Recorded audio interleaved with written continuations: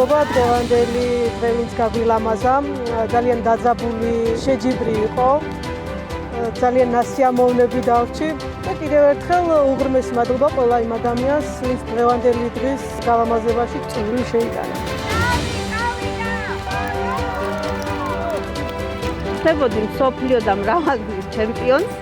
სურვილი ძალიან დიდი მქონდა და გავიმარჯვე, ავიღე პირველი ადგილი და ბედნიერი ვარ და მივდივარ მარნეულში გახარებული და ბედნიერი. ჩვენი პროექტის მთავარი მიზანია, რომ შიშომ პირებს შეუქმნათ სრულფასოვანი გარემო. ავამაღლოთ შემეცნება საზოგადოებაში მსგავსი სპორტული აქტივობა.